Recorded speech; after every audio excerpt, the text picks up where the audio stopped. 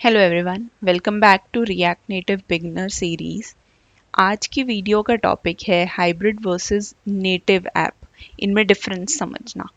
लेकिन इनके डिफरेंस को समझने से पहले आपको ये समझना ज़रूरी है कि हमारे पास ऐप कितने टाइप की होती हैं। हमारे पास 3 टाइप की ऐप्स हो सकती हैं, जैसे कि हाइब्रिड, नेटिव या वेब बेस्ड ऐप्स। जैसे हाइब्रिड ऐप्स या नेटिव ऐप्स हमारे पास प्ले स्टोर या ऐप स्टोर में अवेलेबल होती हैं, उसी तरीके से ब्राउज़र बेस्ड ऐप्स जो है हमारे पास, जो वेब ऐप्स हैं हमारी, वो इन दोनों में से किसी प्लेटफॉर्म पर अवेलेबल नहीं होती हैं। अब दोनों को डिटेल में समझने के लिए एक हाई लेवल डिफरेंस समझते हैं। जैसे कि एप्पल ने अपने नेटिव टूल्स को एक्सेस करने के लिए iOS बनाया है, वैसे ही गूगल ने अपने नेटिव टूल्स को एक्सेस करने के लिए एंड्रॉयड बनाया है। तो दोनों प्लेटफॉर्म्स ने अपनी अपनी एक किट रेडी की है जिसके थ्रू हम उनके ओएस को यूज़ कर सकते हैं।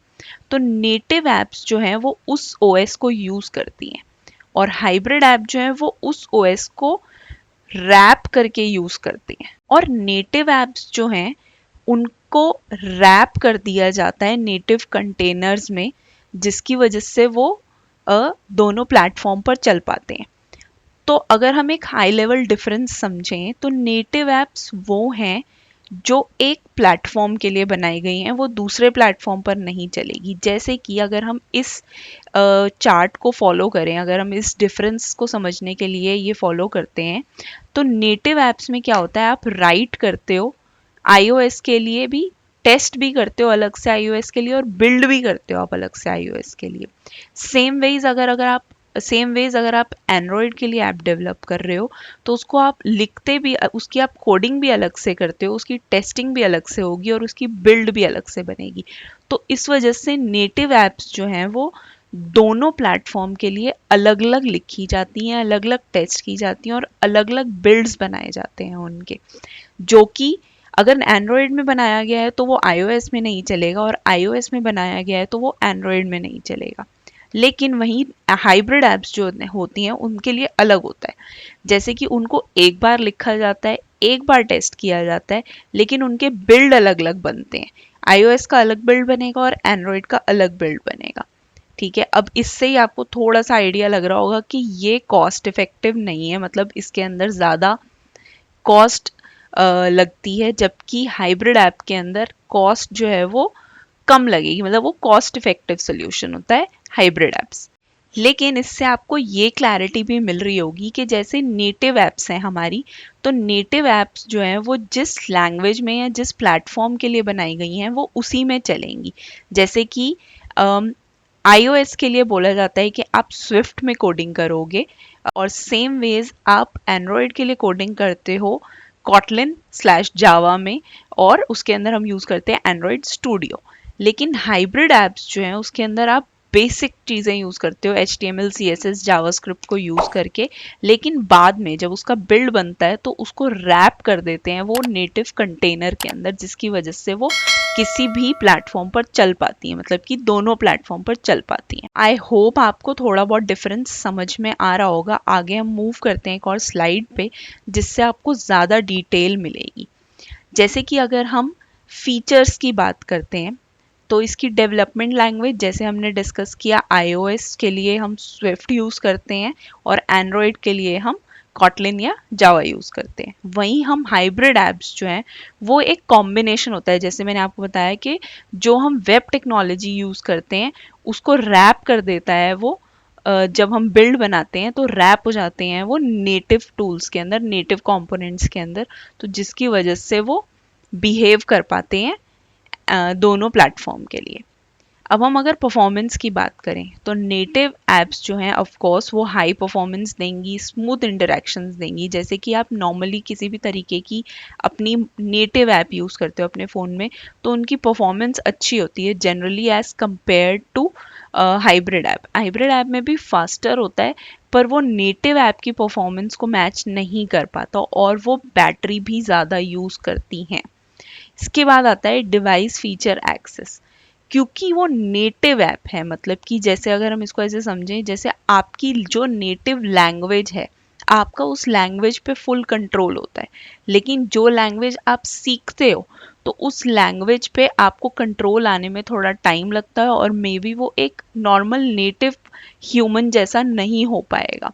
ठीक है, सेम वेज अगर हम डिवाइस एक्सेस की बात करें, तो इस केस में भी यही है कि क्योंकि आप उसी लैंग्वेज का, आप उसी ओएस के लिए लिख रहे हो, जिस ओएस पे वो बना हुआ है, तो उसके अंदर आपका जितना भी हार्डवेयर है आप उसका फुल एक्सेस कर सकते हो।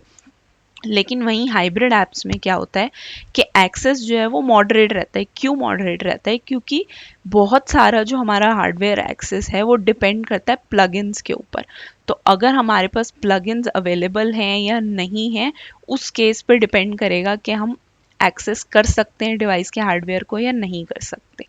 सेम वेज ऑफलाइन एक्सेस, मतलब हमारे पास ऐप में ऑफलाइन एक्सेस की भी ज़रूरत पड़ती है, तो नेटिव ऐप्स में वो फुल अवेलेबल होता है।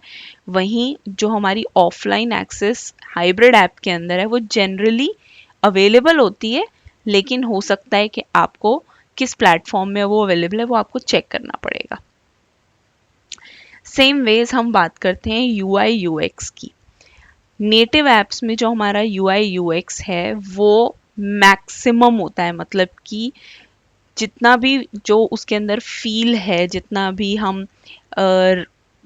हम राउटिंग करते हैं, जितनी भी हम नेविगेशन जो हम करते हैं, जितनी भी हमारी यूआई की फील है, बटन पे क्लिक करना, कहीं कोई और टच इवेंट हैंडल करना, वो सब मैक्सिमम होता है। क्यों? क्योंकि वो उसी प्लेटफॉर्म के लिए टेलर की जाती हैं। सेम वेज अगर हम हाइब्रिड ऐप में बात करें, तो उसमें भी बहुत अच्छा आपको सपोर्ट मिलता है यूआई यूएक्स का, बट डिपेंड करता है कि आप कौन सा प्लेटफॉर्म यूज़ कर रहे हो या कौन सा लैंग्वेज यूज़ कर रहे हो हाइब्रिड ऐप्स को डेवलप करने के लिए। अब हम बात करते हैं डेवलपमेंट कॉस्ट की। तो नेटिव ऐप्स जो हैं वो जनरली कॉस्टली होती हैं, एक्सपेंसिव होती हैं, और उनका जो मार्केट टाइम है वो भी स्लो होता है। क्यों? क्योंकि आपको हर एक प्लेटफॉर्म के लिए, हर एक ओएस के लिए अलग डेवलपर चाहिए। आईओएस के लिए अलग डेवलपर है, सेम वेज एंड्रॉयड के लिए अलग डेवलपर है। लेकिन वहीं हम अगर हाइब्रिड ऐप की बात करें, तो वो कॉस्ट इफ़ेक्टिव सोल्यूशन है, और वो जल्दी फास्टर टाइम है उनका मार्केट पे। क्यों? क्योंकि उसको एक ही डेवलपर जो है वो डेवलप कर सकता है। क्यों? क्योंकि वो लैंग्वेज एक ही फॉलो करेगा, और जब वो बिल्ड बनेगा तो वो सेपरेट बिल्ड बनेगा। तो इस केस में हाइब्रिड ऐप्स जो हैं वो जल्दी लॉन्च की जा सकती हैं, उसके लिए आपको सेपरेट डेवलपर की ज़रूरत नहीं है। तो आई होप कुछ क्लैरिटी मिल रही होगी आपको अब नेटिव ऐप और एंड्रॉयड ऐप, नेटिव ऐप और हाइब्रिड ऐप के अंदर। लेकिन वहीं अब हम बात करें कि रिएक्ट नेटिव कैसा प्लेटफॉर्म है, हमने पिछली वीडियो में भी डिस्कस किया था, लेकिन हम इस वीडियो में हाई लेवल में समझ लेते हैं कि रिएक्ट नेटिव गुड चॉइस है या नहीं है। तो अगर हम रिएक्ट नेटिव को समझें, तो इसका मतलब ये है कि जैसे आप समझ के देखो कि आपके पास दो कार्स हैं, फरारी और लेम्बोर्गिनी। दोनों के फ्रेम्स अलग हैं, लेकिन रिएक्ट नेटिव वो वैसा एक पावरफुल इंजन है जो दोनों में फिट हो सकता है। तो क्या होगा? रिएक्ट नेटिव एक ऐसा पावरफुल इंजन है जो दोनों कार्स के लिए सपोर्ट करेगा। बस जब बिल्ड बनेगा तो iOS का फ्रेम अलग होगा और एंड्रॉयड का फ्रेम अलग होगा। मतलब कि वो iOS जो है वो अपने प्लेटफॉर्म पे स्पेसिफिक बिहेव करेगी, नेटिव बिहेव करेगी, और सेम वेज एंड्रॉयड जो है वो अपने प्लेटफॉर्म पे नेटिव बिहेव करेगा। तो इसी वजह से रिएक्ट नेटिव को एक पावरफुल टूल बोला जाता है। तो इसीलिए मैंने आपको एक बड़ा ही इजी एग्जाम्पल दिया जिससे आप समझ पाओगे कि रिएक्ट नेटिव एक ऐसा पावरफुल इंजन है जो कि अलग अलग फ्रेम्स बनाएगा और दोनों प्लेटफॉर्म्स पर चलेगा। तो रिएक्ट नेटिव जो है वो कोई नॉर्मल वेब ऐप नहीं है, वो एक ट्रू नेटिव ऐप है जिसके व्यूज़ को दोनों प्लेटफॉर्म के लिए बनाया गया है, जिसके कंपोनेंट्स को दोनों प्लेटफॉर्म के लिए बनाया गया है। इस वजह से इसकी फाउंडेशन जो है वो सॉलिड है, और इसके अलावा इसकी परफॉर्मेंस जो है वो भी सॉलिड है। तो इसी वजह से रिएक्ट नेटिव जो है वो डेवलपर्स की फर्स्ट चॉइस होती है जब हम बात करते हैं दोनों प्लेटफॉर्म के लिए ऐप बनाने के लिए। तो आई होप आपको हाइब्रिड और नेटिव ऐप में डिफरेंस समझ में आया होगा।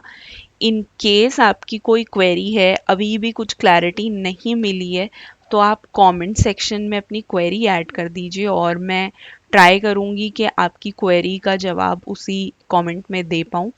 और तब तक के लिए मैं बोलूँगी कि ये रिएक्ट नेटिव बिगनर सीरीज़ को आप पूरा फॉलो कीजिए, क्योंकि इसके बाद धीरे धीरे हम प्रोग्रेस करेंगे। अब हम नेक्स्ट वीडियो में प्रोग्रेस करेंगे कि रिएक्ट नेटिव की इंस्टॉलेशन कैसे करनी है, और हम धीरे धीरे इस पूरी सीरीज़ में प्रोग्रेस करेंगे। और हम लास्ट में कुछ प्रोजेक्ट्स भी करने वाले हैं इस सीरीज़ में।